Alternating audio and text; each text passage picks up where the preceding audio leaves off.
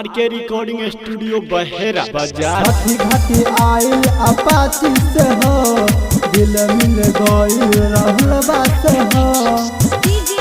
छठी घाटी आइल अपाची से हो,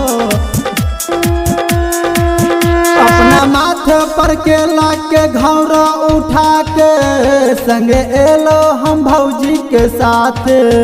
अपना माथे पर केला के घौरा उठा के संगे एलो हम भौजी के साथ। ओकर देखे के डरे से बात भइल बा आगे, ओकर देखे के डरे से बात भइल बा आगे। नजर मिल गइल अपाची वाला से हो, छठी घाटी आइल अपाची से हो, दिल मिल गइल राहुलवा से हो।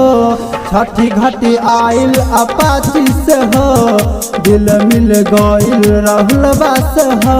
छठी घाटी आइल अपाची से हो, दिल मिल गइल राहुलवा से हो। छठी घाटी आइल अपाची से हो, देखे में सुमन लागे सीधा साधा दिल के, बड़ी खुश मिलल उनका से मिल के। देखे में सुमन लागे सीधा साधा दिल के, बड़ी खुश मिलल उनका से मिल के।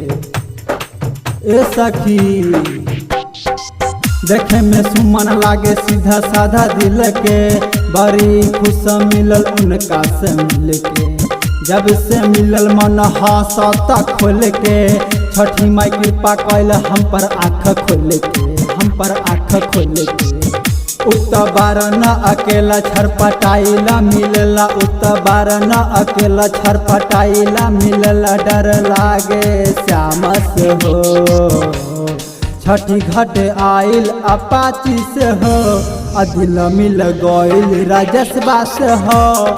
छठी घाटी आइल अपाची से हो, दिल मिल गइल राजसबा से हो। छठी घाटी आइल अपाची से हो, दिल मिल गइल राहुलवा से हो।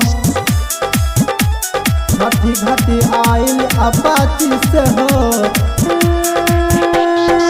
संगे संगे हम दीप चढ़ेलु छठी माई के, चल गले ऊ नारियल चढ़ाई के।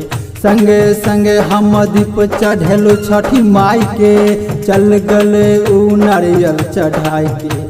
ए सखी संगे संगे हम दीप जललु छठी माई के, चल गले ऊ नारियल चढ़ाई के।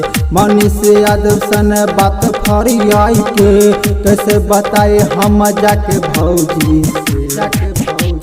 लोग सब जानेला लोग पागल कहेला, लोग सब जानेला लोग पागल कहेला। आइल बार पटना से हो, छठी घाट आइल अपाची से हो, दिल मिल गइल सुनलबा से हो। छठी घाट आइल अपाची से हो, दिल मिल गइल सुनलबा से हो। आरके रिकॉर्डिंग स्टूडियो बहेरा बाजार।